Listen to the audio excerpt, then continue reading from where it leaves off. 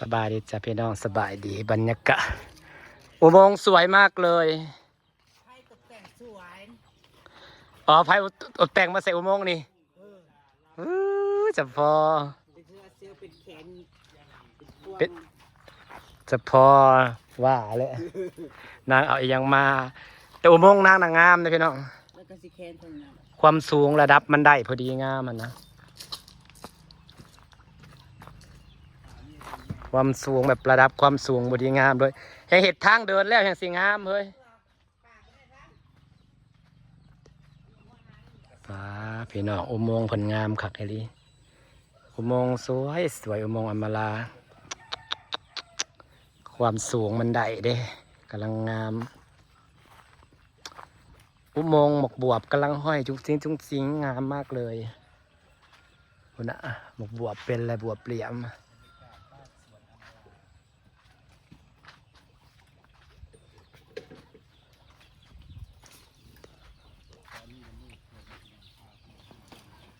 เอาใส่ตอนนี้มันแจ้งเลยแล้วมันกินแบตเก่าแหละแบตมันจะเสื่อมชาร์จแบตให้มันเต็มก่อนเฮ้ยมึงบทที่โพดว่ามึงปลูกนะเฮ้ยมันเขียวเขียวเนี่ยมันติดอยู่แล้วเลยมึงเป็นสีเขียวเขียวหนานางปลูกไปน้องเริ่มติดแล้วไปเอาอีกรอบหนึ่งทั่วเลยที่หามาลาไปเอาอีกปะติดไว้เนาะขึ้นยอดเปิดเลยฮันเดพี่น้องหญ้าเพิ่นน่ะติดเปิดเลยได้ติดง่ายเนาะบอกแล้วหญ้านี่มันขึ้นไว้นี่จักน้อยละจักประมาณ15 มื้อบางวันผุยเลยเฮ้ยกันฝนมาในวันผุยพอเวลาปลูกของได้ประมาณ15 มื้อแล้วมันเริ่มติดแล้ววันผุยแล้วมันสิสับ พดหน้าท้องเสื้อ ติดเลยได้ออกใบบักยาวเลยได้อันนี้มันติดแล้วมันจะออกใบยาวปะนั่นนะเนาะ ติดแล้ว ติดแล้วใบมันจนยาวพอแหง มีแก่คนโตกก็คือวานพุยเล่งใส่บัด แมนติดง่ายเนาะแปลอีกบ่อยรอบหนึ่งทั่วสวนหนึงได้ฮะ ทั้งอาชีวานในเอาเอฟซีที่ปากในมา อ๋อคันไปแล้วเขาจังคันสวนให้บตีเขาจังหักตัวนี้ไปต่อเนาะคืออยู่บ้านแรกๆเขาก็ปลูกสวนน้อยๆก่อนได้แล้วก็เจ้าก็หักขยายไปเรื่อยๆเห็นนะ จะได้ผลประตูกี่โพดถ้า อันนี้มันติดแล้วใครอยู่มันติดแล้ว พดนะเพื่อที่เละนี่เอาดึงไส้อย่างก็บ่ได้มันก่อ แมน มันก่อต่อวันนั้น อย่ามันล่มนะที่เนาะ ก่อต่อถูก แต่ติดแล้วแถวนี้นะเนาะติดอะไรพี่น้องแถวนี้นะออกยอดเขียวหมดเลย มันใหญ่ไว้หญ้าหวานนี่นะป้าอุโมงค์นางนะครับงามพี่น้องงามเดี๋ยวเฮ้ยความสูงมันพอดีงามอย่าลีเนาะขยันหมักบวบสินา แพงมากพี่น้องเด้ อืมพอดีแหละมึงเอาดินจีมาน่ะน้อยมึงก็เห็ดเป็นนานปลูกไว้ปลูกบัดนี้ย่ามหมักบวบเบิดมันก็ปลูกแนวอื่นมันก็เป็นนานไว้สำเร็จไว้อยู่แล้วเด้ นั่นแหละที่จะเฮ็ด เห็ดเป็นนานมันไว้ ดึงจี้มาเนี่ยจะเฮ็ดเป็นขอบทางไป แม่น แล้วก็จะเฮ็ดทางยาง เห็ดครอบแล้วก็มึงเห็ดเป็นนานต้นไม้ไปเลย เอากว้างๆเนี่ยเด้อมึงจะอันนั้นมันแค่โพดสำนักเอากว้างๆเนี่ยเพื่อเขาปลูกคันเด้เพื่อใบมันขยายออกเอากว้างจาก50 เซนหรือ50 เซนหรือว่า80 เซนนี่มันยังแคบโพดอันนี้30 เซน แค่บน แคบได้กูวะบอกปัดมึงมาเห็ดนานตัวนี้นั่นอันนั้นมันบาลานซ์ก็เลยมันนานหน่อยเห็ดปัดเห็ดนานตัวนี้นะเห็ดกว้างจักหน่อย นี่ นี่ เฮ็ดขอบไปได้พี่ พอถึงบอกเห็ดนานให้ปลูกมันนะเห็ดปะ เฮ็ดนานปลูกนะ เห็ดนานปลูกเลยฟังนั้นนี่ได้ความกว้างสำนี่พอดีนี่ นี่กว้างซ้ำนี่นะพอดีนี่นี่พอดี ความกว้างมันนะเนาะหรือว่าเอากว้างทั้งครัวแห่งดี สิมาเทอันทางย่างดิ เทเองโลดกอยปูนเทโลดก็ยังเห็ดได้ ปูนบ่มาส่งเรื่องนั้น ทรายหินมึงก็เหลือบักหลายใส่หินนะมันจังแข็งแห้งบ่มึงกอยปูนแล้วมึงจะเอาหินมาบีบลง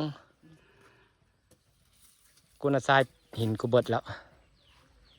ปัญญามยังเห็ดจังสั่งมามึงยังเห็ดดอกสันนะ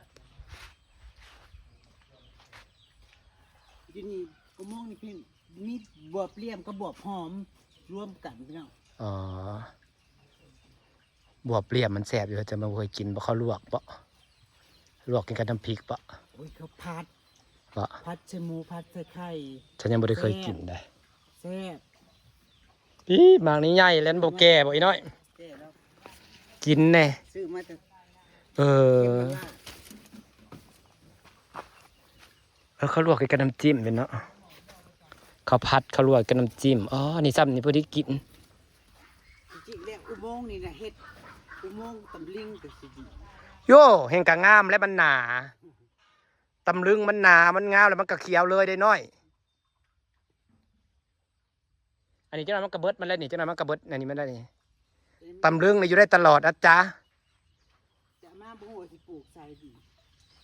เขาว่าปลูกเครือกระติดบ่ฉันน่ะบ่เคยปลูกเถื่อนี่ไงเฟื่องฟ้านางก็เริ่มเป็นเครือขึ้นแล้วฉันน่ะกำลังเศษอุโมงค์มันยังบ่แล้วจักเถื่ออยู่ไม้กระเบิดแหละสิพาซื้อไม้ เจ๊กี่หมูใส่ อ๋อแห่งดูแลมันแห่งใหญ่ไว้เลยต้นอันนี้นะดอกกระดาษภาษาลาวภาษาไทยกับเฟื่องฟ้าแล้วเฟื่องฟ้าเดี๋ยวพี่น้องขึ้นเครือเลยอ๋อสีส้มกับสีม่วง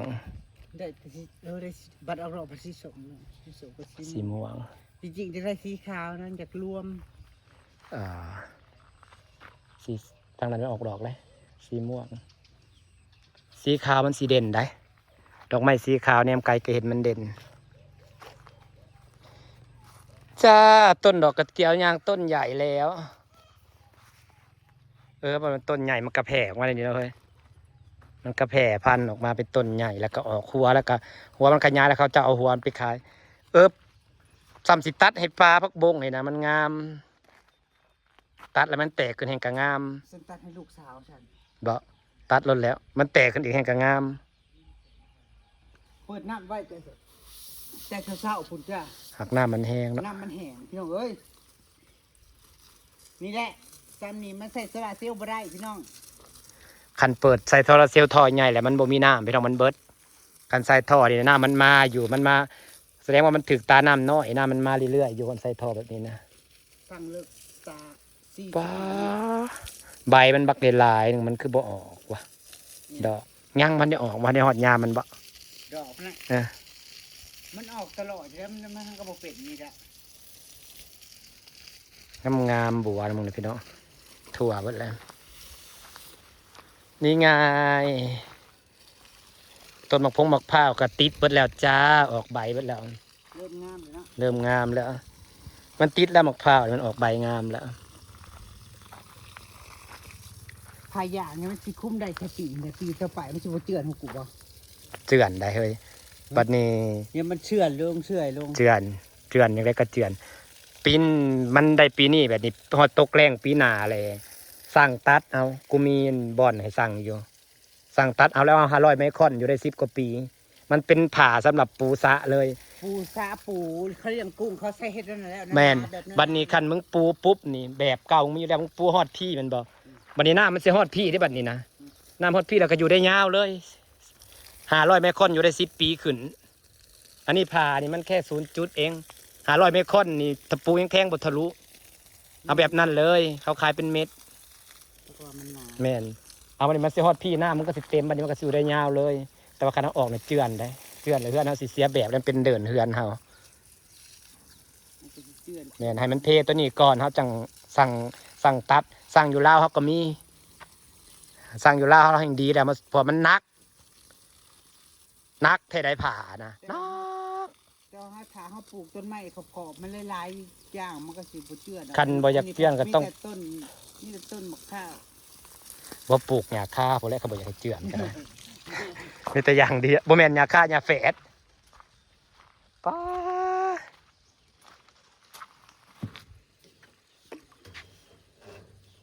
มันบ่เด่นนะเฮ้ยมึงอยากให้สะพานมึงเด่นบ่มันบ่เด่น บ่ได้มีสีสันเลย เอาขันอยากให้เด่นนะเด้อเอาขึ้นมาฮอดนี่เอาขึ้นมาฮอดนี่แหละเห็ดเข้าใจบ่เห็ดคือแนวนั้นนะ มีเห็ดทานมันน่ะ เห็ดค้านและเห็ดคือแนวนั้นนะเห็ดเคลื่อนบ่อ้อยนะคันมึงซื้อไอ้หยังก่อนฉันเป็นแผ่นนะลูกติ่งเป็นแผ่นมึงเห็นอยู่ในบ้านสวนเขาใส่กันนะเอาซ้ำนั่นแหละความสูงพันนี้เลยนี่ละเห็ดสุดเลยเป็นแผ่นนะงาม อันนี้มันนูนมันเบิ่งมันบ่เบิ่งบ่ได้เบิ่งมันเบิ่งกะโหลกกะเหลงโพดเอาก็ให้ออกแบบให้เนาะเอาแบบนั่นโลดงามแห่งเป็นลูกติ้งแบบเป็นแผ่นน่ะแห่งงามถ้าบ่มีลูกปิ้งแผ่นก็มึงก็ซื้อไม้แบบที่เฮาไปมื้อนั้นเด้หมัดละ40 บาทนั่นไม้หมัดละ40 บาทที่กูให้มึงซื้อมึงเห็นอยู่มึงก็ไปเฮ็ดเป็นคานแล้วมันก็ตอกสุดเลย แต่ว่าบ่ให้ตอกเก็บขึ้นแบบนี้ได้เฮ็ดเป็นคานลุ่มคานเทิง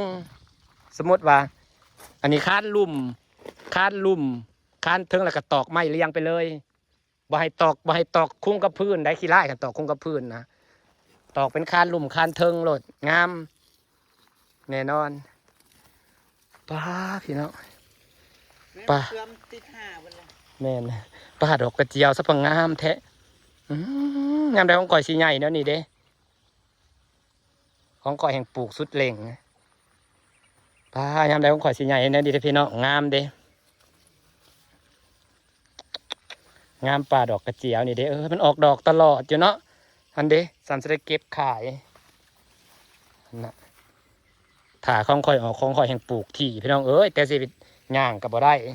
นี่ครับเพิ่นปลูกบักห่างๆแล้วเด้นะ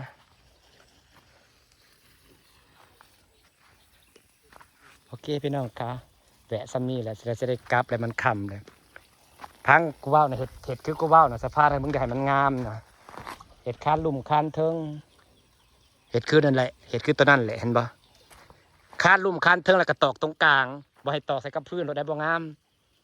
คานลุ่มคานเทิงแล้วก็ตอกเป็นคานไปงามไปซื้อไม้มัดละ40 บาทนั่นอีน้อยที่บอลเขาไป ถ้าสีเนาะ มัดละ40 บาทหนึ่งไดทาสีเอาแล้วก็มาตอกแบบนี้เห็ดคานลุ่มคานเทิงขนาดนั้นนะเห็นบอกเห็นที่เขาจะมีคานลุ่มคานเทิงนะแล้วก็บ่ต้องเห็ดสูงปันนี่ได้เห็ดสูงในบ่งามมันสิโป๊ะ ไม่จับไปะ นี่เห็ดสำเพียงว่าควักเข่านะพอถึงวัดซับดอกให้มันเป็นรูปร่างมันซื่อๆคันสูงนั้นบ่งาม ลูกเลงอะ มันเกินแบบมันโพด